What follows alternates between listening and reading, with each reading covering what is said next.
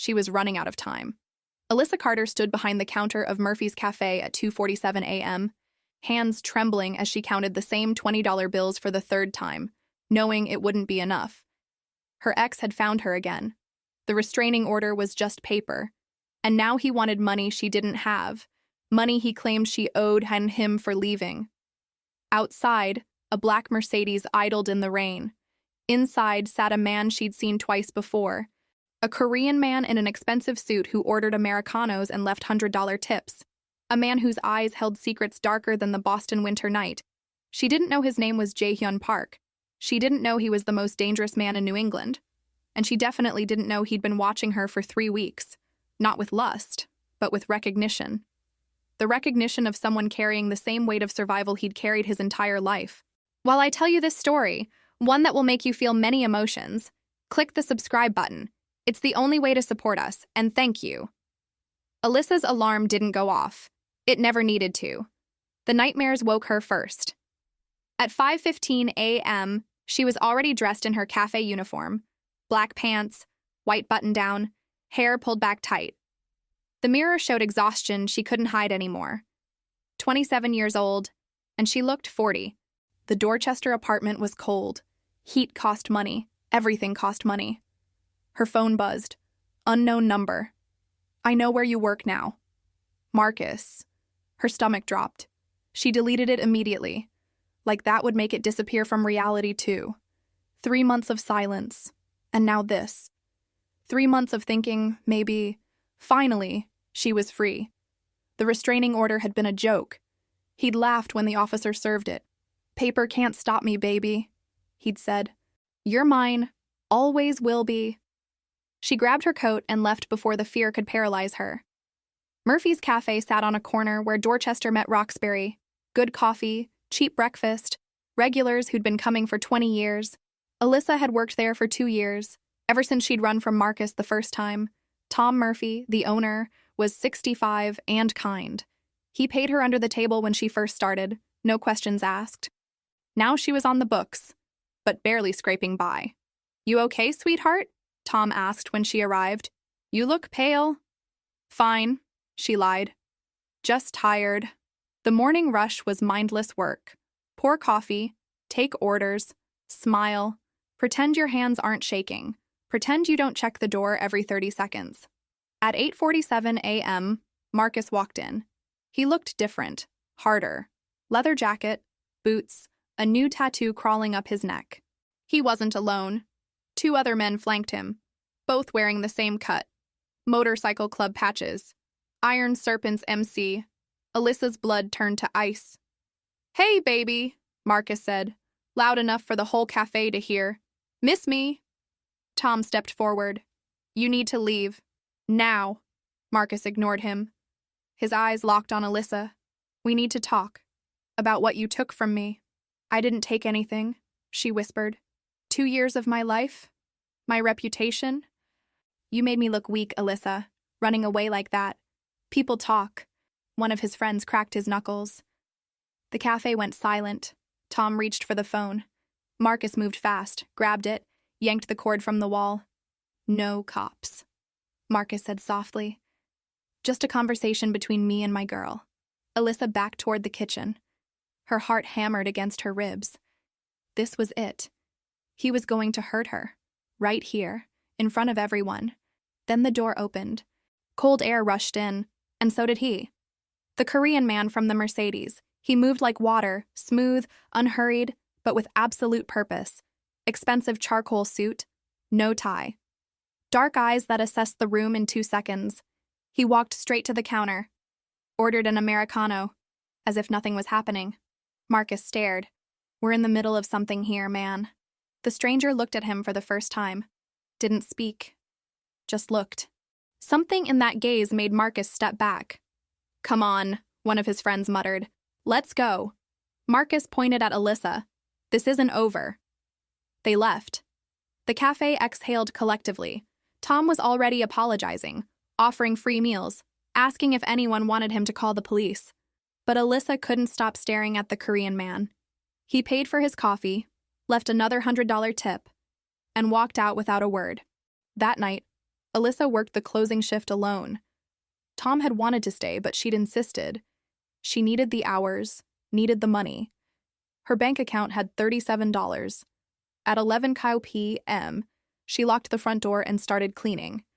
At 11:15 p.m., someone knocked. She froze.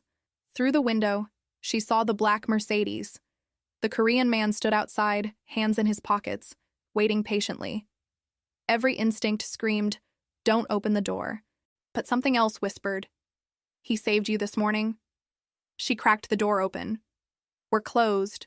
"I know." His English was perfect, barely accented. "I need to speak with you. It's important." "About what?"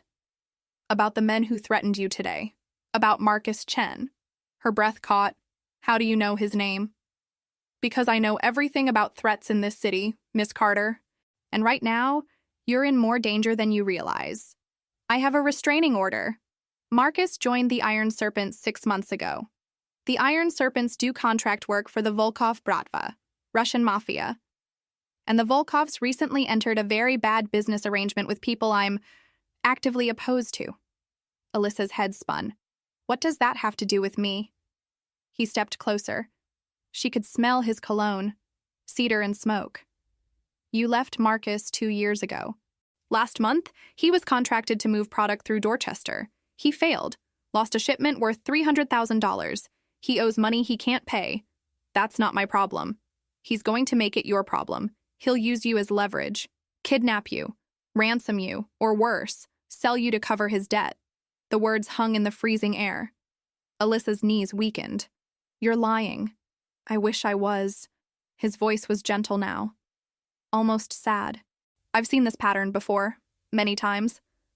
Then I'll go to the police. The Iron Serpents have 3 officers on their payroll. Boston PD can't protect you. Then what am I supposed to do? Her voice cracked. He met her eyes. Let me help you. His name was Jae-hyun Park. He told her this sitting in a booth at the back of Murphy's Cafe, the lights dimmed, the city asleep outside. I run a security consulting firm, he explained. A private protection for high-risk individuals. Alyssa laughed bitterly. I can't afford security. I'm not asking you to pay. Then why would you help me? He was quiet for a long moment. His fingers traced the rim of his coffee cup. 5 years ago, my younger sister was taken by people who wanted leverage against my family. I couldn't protect her. By the time I found her, he didn't finish.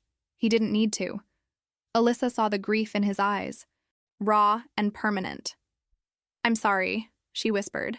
I don't want your sympathy. I want you to let me keep you safe, before it's too late. I don't even know you. That's fair. He pulled out his phone, slid it across the table. On the screen was a file.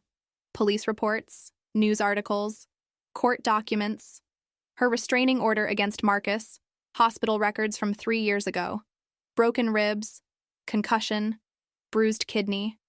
She'd told the doctor she fell downstairs. How did you get these? She demanded. I have resources. You're a criminal.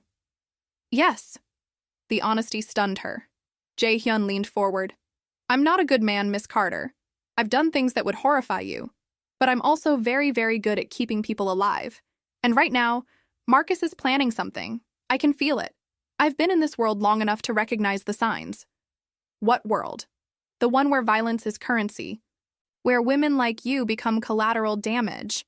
Alyssa stood abruptly. I need to think. You don't have time to think. Don't tell me what I... The front window exploded. Glass shattered inward like deadly rain. Alyssa screamed, dropping to the floor. Jae-hyun was already moving. He grabbed her, yanked her behind the counter as another window burst. Gunshots. No, not gunshots.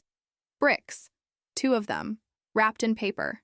Jae-hyun grabbed one, unwrapped it. You took something. Pay up or pay blood. He crumpled the note, his expression murderous. Alyssa was shaking violently. Oh God. Oh God. Listen to me. Jae-hyun's hands cupped her face, forcing her to meet his eyes. Do you have somewhere safe you can go tonight? Family? Friends? No. My mom's in Atlanta, but we don't talk. Then you're coming with me. I'm not going anywhere with you. Alyssa. Her name in his mouth sounded like a prayer. They know where you live. They know where you work. They'll come for you tonight, maybe in an hour, maybe in 10 minutes. But they will come. Call the police. The police will take a report and leave. And then you'll be alone. She was crying now. Full, gasping sobs. Because he was right. She had no one. No money. No protection. No way out. Why do you even care? She choked out. His jaw tightened. Because I failed once. I won't fail again. Jae-hyun's car was warm. Leather seats. Classical music playing softly. Alyssa sat in silence, clutching her purse, trying to process the last 20 minutes. He drove calmly, hands steady on the wheel. Like this was normal for him. Maybe it was. Where are we going? She finally asked. Somewhere Marcus can't reach you. Your office? My home? Absolutely not. It's the safest location in Boston. Gated property. Security team. Surveillance. You mean a fortress? Yes. She stared at him. Really looked at him for the first time. Mid-30s, maybe. Handsome in a severe way. Sharp cheekbones, intense eyes, a mouth that looked like it rarely smiled. His suit probably cost more than her monthly rent. Who are you really? She asked. Someone who keeps his promises. That's not an answer. It's the only answer you need tonight. They drove through Boston in silence. Past downtown. Past the Common. Into Beacon Hill. Old money, historic brownstones, streets that whispered wealth. He pulled into an underground garage beneath a building that looked like it belonged in a European postcard. Alyssa's stomach churned. This is insane. I should just run. Leave Boston. Start over somewhere else. They'll find you. Men like Marcus don't let go. And you do? He turned off the engine, looked at her with something like pain. No, he admitted. I don't. The penthouse was stunning. Floor-to-ceiling windows overlooking the city, minimalist furniture, art that probably cost 6 figures, everything in shades of black, white, and gray. It felt more like a museum than a home. Guest room is down the hall, Jae-hyun said. Bathroom attached. Everything you need should be there.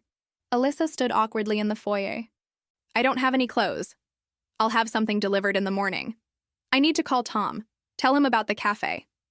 Already done. I've arranged for repairs. He'll be compensated for the damage. She blinked.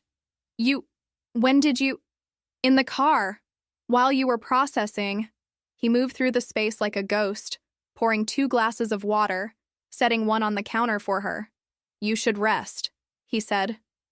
Tomorrow we'll discuss options. Options for what? For keeping you alive? The words should have sounded dramatic, paranoid, but after everything tonight, they just sounded true. Alyssa took the water. Her hands still trembled. Why does Marcus owe money? She asked. What happened to the shipment? Jae-hyun's expression darkened. Someone intercepted it. Someone who wanted to send a message to the Volkovs. Who? He met her eyes. Me. The guest room was larger than her entire apartment. Alyssa sat on the bed, king-sized, impossibly soft, and tried to calm her racing heart. This was insane. She was in a stranger's home, a criminal's home, a man who'd just admitted to stealing from the Russian Mafia. She should leave, but where would she go? Her phone buzzed. Unknown number. We're coming for you, bitch. Then a photo, her apartment building, taken tonight. Her window circled in red. Alyssa's breath stopped. She ran to the bedroom door, yanked it open. Jae-hyun was standing in the hallway, like he'd been waiting. She held up her phone with shaking hands. He took it, read the message. His jaw clenched. You're safe here, he said quietly. I promise you, they can't reach you. How can you promise that? Because I've killed men for less than threatening what's mine. The words should have terrified her. Instead, for the first time in years, Alyssa felt something like safety, even if it came wrapped in darkness. 3 days in Jae-hyun's penthouse felt like 3 years. Alyssa barely slept. Every sound made her jump. Every notification made her panic. But nothing happened. No attacks, no break-ins, no Marcus, just silence, and Jae-hyun. He worked from home, phone calls in Korean, video conferences in a language she didn't understand, meetings with men in expensive suits who looked at her with curiosity but never spoke. He was courteous, distant, professional. He had meals delivered 3 times a day, asked if she needed anything, gave her space, but she felt his presence constantly, in the way he checked the security feeds every hour, in the way he positioned himself between her and the door whenever someone knocked, in the way his eyes tracked her across the room like he was afraid she'd vanish. On the 4th morning, she found him in the kitchen at 6 a.m., making coffee. "You're up early," he said. "Couldn't sleep." She hesitated. "Can I ask you something?" "Of course." "What do you actually do? I mean, really?" He poured 2 cups, handed her one. "I run an organization that controls most of the Korean business interests in New England. Restaurants, import-export, real estate, nightclubs, legitimate business, some of it, and the rest." He met her eyes. "Protection, mediation, enforcement, the gray areas where law doesn't reach but order still matters. The Mafia. We don't use that word, but yes." Alyssa should have been horrified. Instead, she asked, "Why?" "Why what? Why do you do it? You're clearly educated, wealthy. You could do anything." Jae-hyun was quiet for a long moment. He stared into his coffee like it held answers. "My father built this organization from nothing. He came to America with $800 and a willingness to break rules others wouldn't. He gave me opportunity, education, power. And in return, I gave him loyalty, even after he died. Do you ever wish you could leave?" His laugh was bitter. "Every day. But you don't leave this life, Miss Carter. You either die in it or you become too powerful to challenge. Those are the only 2 exits. Which one are you?" He looked at her, then really looked. "I haven't decided yet." That afternoon, Jae-hyun's phone rang. He answered in Korean, his tone sharp. The conversation lasted 30 seconds. When he hung up, his expression was dark. "What's wrong?" Alyssa asked. "Marcus made a move. He went to your apartment. Broke down the door. Destroyed everything." Her stomach dropped. "My things are replaceable." He stepped closer. "You're not. He's escalating, getting desperate. What does he want?" "To hurt me by hurting you." "Why would hurting me hurt?" She stopped. Understanding dawned. "He knows that I'm here. With you." "Yes." "How?" "Someone told him. Someone close to me." The betrayal in his voice was visceral. Alyssa's mind raced. "You have a traitor." "I'm handling it." "How?" His silence was answer enough. She backed away. "You're going to kill someone. I'm going to protect what's mine. I'm not yours." The words exploded out of her. "I don't belong to you. I don't belong to anyone." Jae-hyun moved fast, caught her wrist, not rough but firm. His eyes burned. "Then why are you still here?" "Because I have nowhere else to go." "Lie." "I'm not." "You could have left, taken money from my wallet, caught a bus to Atlanta, called your mother. But you didn't." Tears streamed down her face. "Because I'm scared. Of Marcus. Of you." Her voice broke. "Of what it means that I feel safe with someone dangerous. That I trust someone I shouldn't. That when you look at me, I feel—" She couldn't finish. Jae-hyun released her wrist, stepped back. His control was fracturing. "Feel what?" he whispered. "Seen. For the first time in my life, I feel seen." The silence stretched between them like a physical thing. Then his phone rang again. He ignored it. "Alyssa, answer it," she said quietly. "Whatever war you're fighting, fight it. I'll still be here." Something in his expression cracked. He answered the phone, listened. His face went pale. "When?" he demanded. Then, "Lock down everything. Now." He hung up. Looked at her with barely controlled panic. "They took someone. Someone important to me." "Who?" "My cousin, Min Jun. He's 19, a college student, uninvolved in any of this." Alyssa's heart stopped. "The Iron Serpents." "Yes, they're demanding a trade. Minjun for you. The room tilted. Then give me to them, she heard herself say. Absolutely not. He's your family. And you're… He stopped, fists clenched. I will find another way. There is no other way. There's always another way. He was shouting now, composure shattered. I won't trade one life for another. Not again. Not ever again. The pain in his voice was unbearable. Alyssa understood then. His sister, the one who was taken. He'd tried to save her, and failed. She stepped forward, placed her hand on his chest. Then let me help you find him. They planned through the night. Jae-hyun had resources, surveillance networks, informants, technology that seemed impossible. Within 3 hours, they'd narrowed Minjun's location to 3 possibilities. An abandoned meatpacking plant in Roxbury, a warehouse near the harbor, an old factory in Dorchester, less than 2 miles from Murphy's Cafe. The factory? Alyssa said suddenly. Jae-hyun looked up from his laptop. Why? Marcus used to deal drugs there, 3 years ago, before I left him. He thought I didn't know, but I saw the address on his phone once. He called it his office. Jae-hyun's eyes sharpened. You're sure? Yes. He made 3 phone calls. 20 minutes later, his team confirmed it. Heat signatures in the factory. Multiple people. One possibly restrained. I'm coming with you, Alyssa said. No. Jae-hyun, these men are killers. They won't hesitate. Neither will you. He stared at her. You have too much faith in me. Maybe. Or maybe you need someone to have faith in you. Something shifted in his expression. He reached out, tucked a strand of hair behind her ear. The gesture was unbearably tender.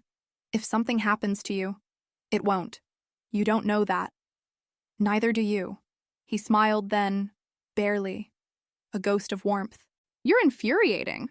You're bossy. I'm trying to keep you alive. I'm trying to help you save your family. They stood inches apart.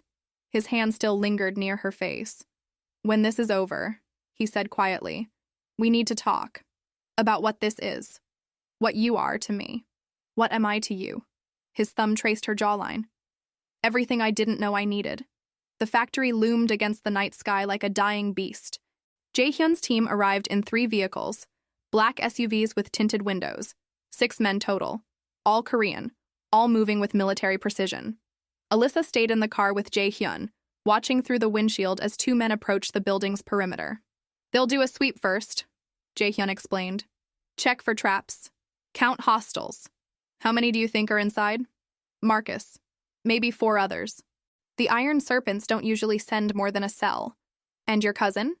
If he's alive, we'll get him out. If he's alive. The words hung heavy. One of Jae-hyun's men returned, spoke rapidly in Korean. Jae-hyun's jaw clenched. What? Alyssa asked. It's worse than we thought. The Volkovs sent reinforcements. There are 10 men inside. Maybe more. What does that mean? It means this isn't just about Marcus anymore. The Volkovs want me to come in. They want a confrontation. Then don't go. He looked at her like she'd suggested he stop breathing. Minjun is in there. And you'll die trying to save him. Then I die. He said it simply, like it was already decided. Alyssa grabbed his arm. No. We find another way. There is no… An explosion rocked the factory. Flames erupted from the 2nd floor. Glass shattered. Metal screamed. Jae-hyun was out of the car instantly, shouting orders in Korean. His men scattered, weapons drawn.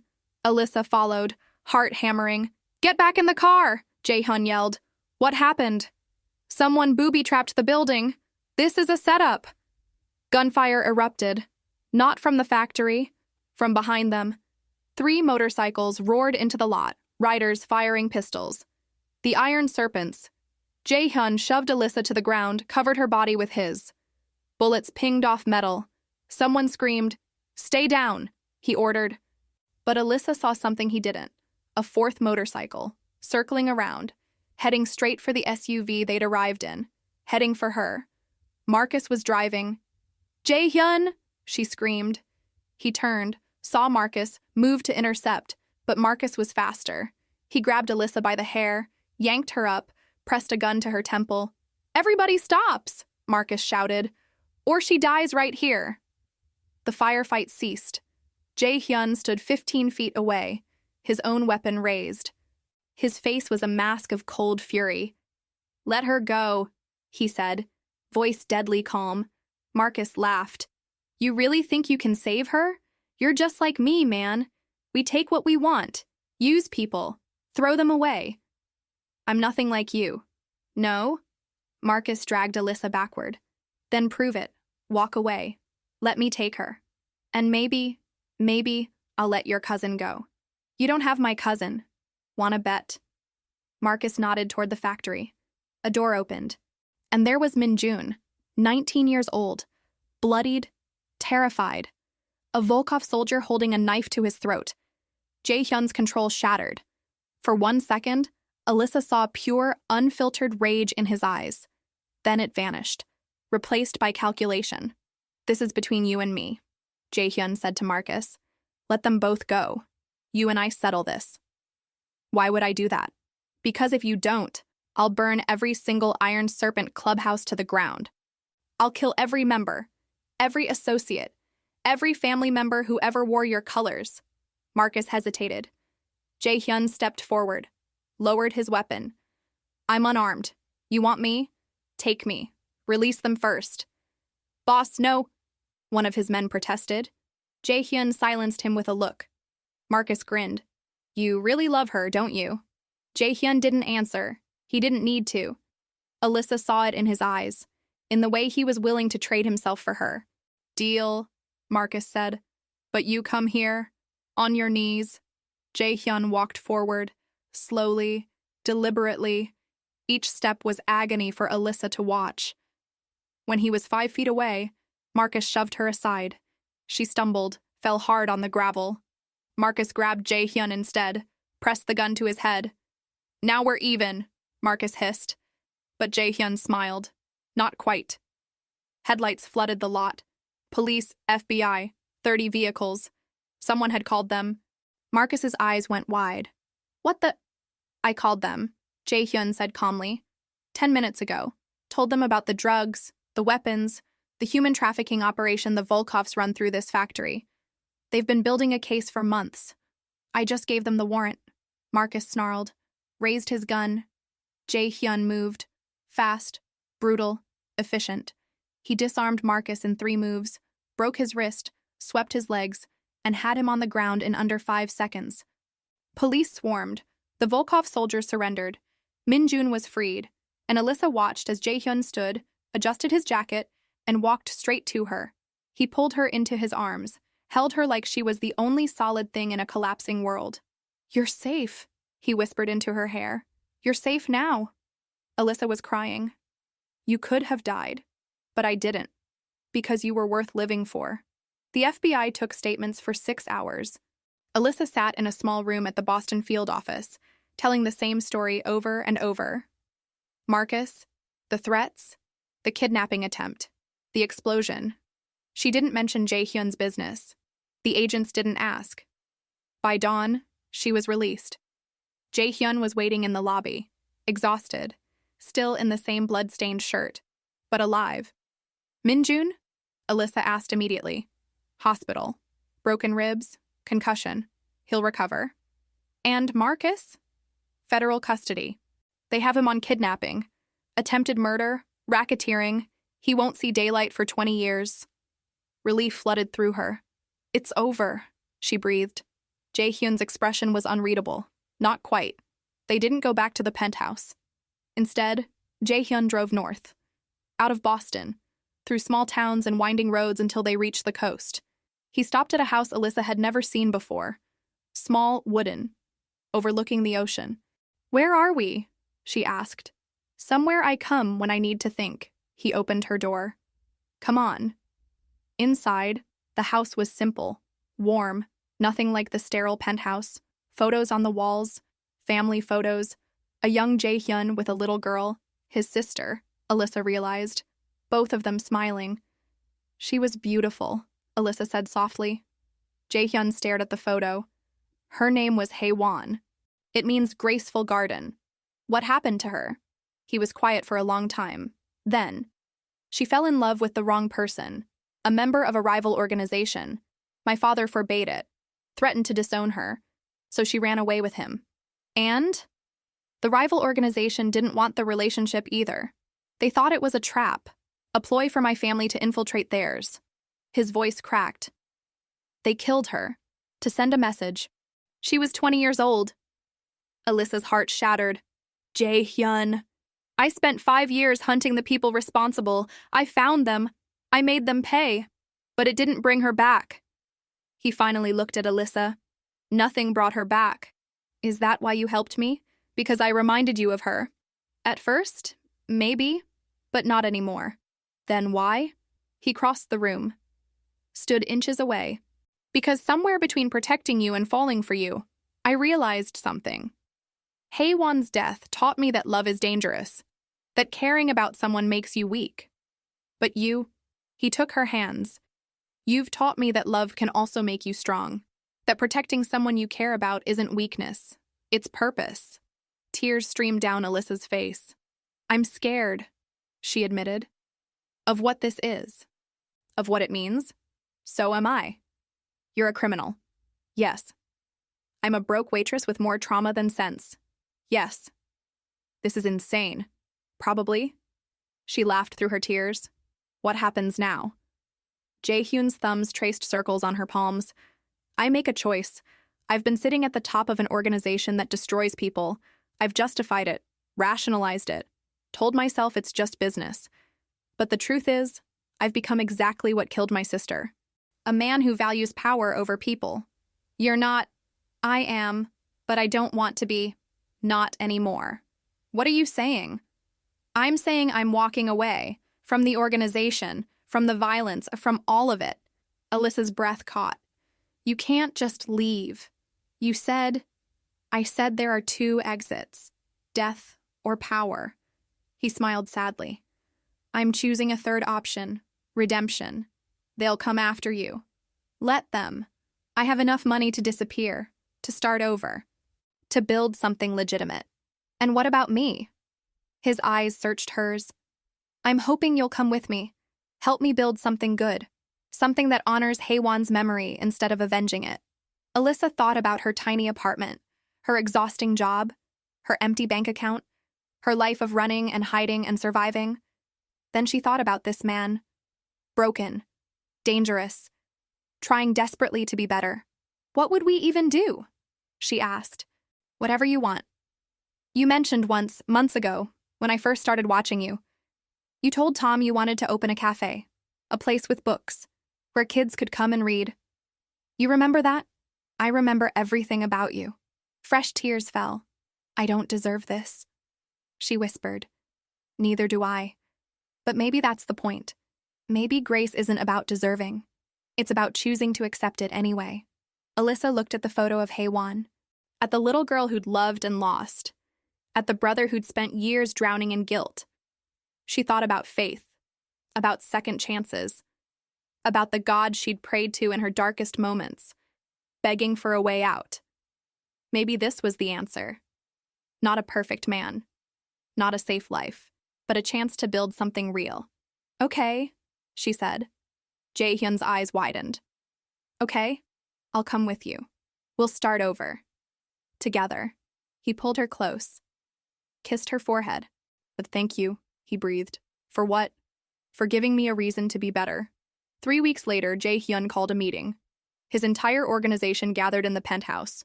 40 men who'd served his family for decades. Men who'd killed for him, bled for him, built an empire with him. Alyssa stood in the corner, watching. Jae-hyun addressed them in Korean first, then English, for her sake. For 15 years, I've led this organization. I've expanded our territory, increased our profits, eliminated our enemies. I've done everything my father asked, everything tradition demanded. The room was silent. But I've also perpetuated a cycle of violence that killed my sister, that kills someone's sister every day, someone's daughter, someone's mother. Murmurs rippled through the crowd. So I'm stepping down, effective immediately. Chaos erupted. Men shouted, some in anger, some in disbelief. One man stepped forward, older, scarred, loyal. You can't just leave. I can, and I am. They'll kill you, the rivals, the enemies you made. Then I'll die with a clear conscience. And what about us? What about loyalty? Jae-hyun's voice softened. I'm not abandoning you. I've chosen a successor, someone you all trust, someone who can lead better than I ever did. He nodded to a man in the back, Ji-hoon, his second in command, younger, strategic, less violent. Ji-hoon will take over. He has my full support. Ji-hoon looked shocked. Hyung, you're ready. You've always been ready. Lead them into something better, something legitimate. The room slowly quieted. Men exchanged glances, calculating, considering. Finally, Ji-hoon stepped forward, bowed deeply. I'll honor your legacy, the right way. Jae-hyun returned the bow. Then he turned, took Alyssa's hand, and walked out of the life he'd known forever. Outside, in the cold Boston night, Alyssa couldn't stop shaking. That was the bravest thing I've ever seen, she said. Jae-hyun laughed. Or the stupidest. Maybe both. They stood on the sidewalk, the city stretching out before them. Where do we go now? She asked. Anywhere. Everywhere. Nowhere. He looked at her. Where do you want to go? Alyssa thought about it. About Atlanta and her mother they hadn't spoken in 3 years. About Dorchester and Murphy's Cafe and the life she'd barely survived. About this man beside her who'd given up everything for a chance at redemption. Home, she said finally. Let's go home. We don't have a home. Then let's make one. They found it in Portland, Maine. A small storefront on a quiet street. Brick walls, big windows, perfect for a cafe. Alyssa stood in the empty space, imagining it filled with tables and books and laughter. It's perfect, she breathed. Jae-hyun smiled. It's a disaster. The plumbing is shot. The electrical is ancient. The roof leaks. But it has good bones. So do we. She turned to him. How are we paying for this? I sold some assets, liquidated some investments. We have enough to start small. Build slowly. Legitimately. Completely. Alyssa kissed him, then, right there in the dusty, broken space that would become their future. I love you, she said. It was the first time she'd said it out loud. Jae-hyun's eyes glistened. I love you too. More than I knew I could love anything. The grand opening of Grace and Page's cafe happened 6 months later. The space was transformed. Warm lighting, wooden tables, bookshelves lining every wall, a children's corner with beanbags and picture books. Alyssa had done most of the design herself. Jae-hyun had done the construction, learning carpentry from YouTube videos, cursing in Korean when he hit his thumb with hammers, making her laugh until she cried. Tom flew up from Boston for the opening, brought flowers and pride. I always knew you'd do something amazing, he said, hugging her tight. Min-jun came too, recovered now, studying business at Boston College. He'd become close with both of them, called Alyssa Nuna, which made her heart swell. Hyung seems happy, Min-jun said to Alyssa privately. I haven't seen him smile like this since Haiwan was alive. He's healing, Alyssa said. We both are. That night, after the last customer left, Alyssa and Jae-hyun sat together in the cafe, drinking coffee and watching the street outside. Do you miss it? She asked quietly. The power? The respect. Jae-hyun considered. Sometimes, but then I look at this. At you. At the life we're building. And I realize I never had real power before. What do you mean? Power over people isn't real power. It's just fear. But this? He gestured around them. Building something that helps people? Choosing love over violence? That's real strength. Alyssa leaned into him. Thank you, she whispered. For what? For choosing me. For choosing this. He kissed her temple. You chose me first. That night at the cafe, when you trusted me enough to let me help. You saved my life, Alyssa. I just returned the favor. They sat in comfortable silence. Outside, Portland slept peacefully. Inside, 2 broken people found wholeness in each other.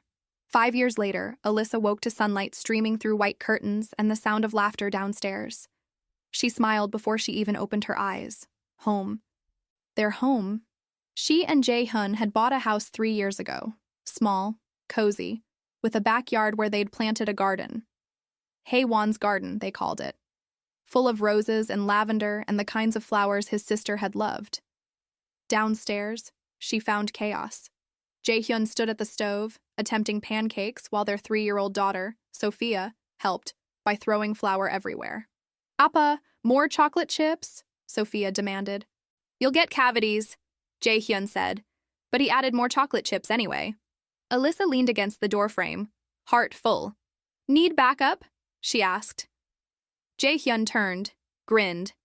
He had flour on his cheek and chocolate on his shirt. He looked ridiculous. He looked perfect. "Please, your daughter is a tyrant." "My daughter?" "She gets the bossiness from you."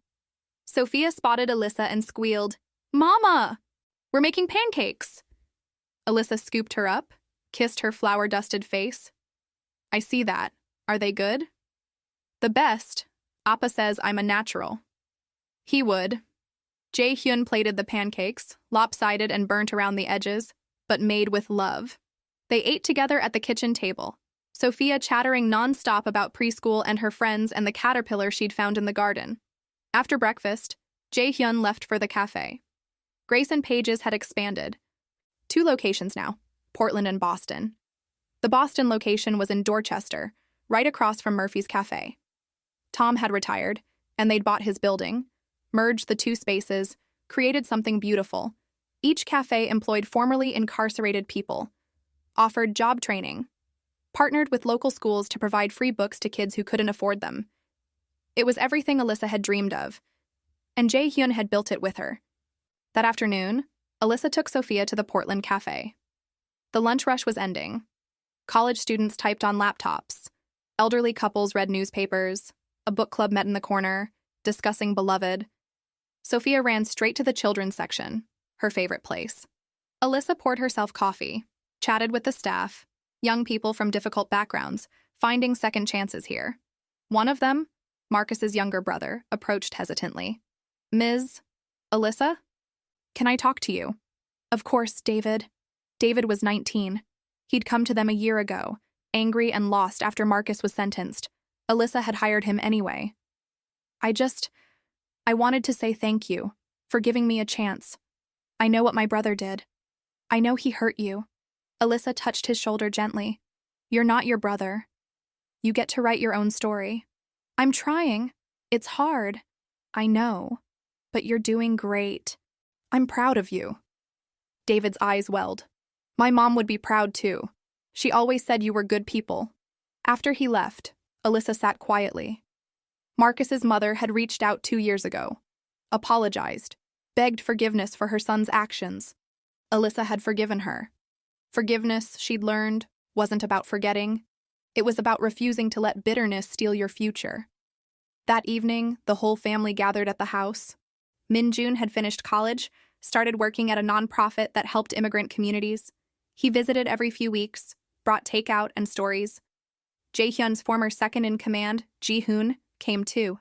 He'd transformed the organization completely. It was now a legitimate security consulting firm, working with law enforcement instead of against it. "You should be proud, Hyung," Ji-hoon said. "You set us on the right path." Jae-hyun shook his head. "You did that." "I just stepped aside." They ate dinner together, Korean food that Jae-hyun cooked, teaching Sophia how to use chopsticks. She got more food on the table than in her mouth, but no one cared. After dinner, Sophia fell asleep between them on the couch. Alyssa rested her head on Jae-hyun's shoulder. "Do you ever think about that night?" she asked. "At the factory? Sometimes. Do you regret it? Walking away from everything?" He looked at her. At Sophia sleeping peacefully, at the home they'd built, not for 1 second. "Even though you lost your power?" "I didn't lose it. I traded it for something better. I traded fear for love, control for freedom, a legacy of violence for a legacy of grace." Alyssa's eyes stung. "You're incredible. You know that. I'm just a man trying to be worthy of the woman who saved him. I didn't save you." "Yes, you did. The moment you trusted me when you had every reason not to." The moment you chose to believe people can change. You saved me, Alyssa, and I will spend the rest of my life trying to deserve it. Later, in bed, Alyssa stared at the ceiling. She thought about the girl she'd been 5 years ago. Terrified. Broken. Convinced she deserved nothing good. She thought about Marcus, serving life in federal prison. About the restraining order that had been useless.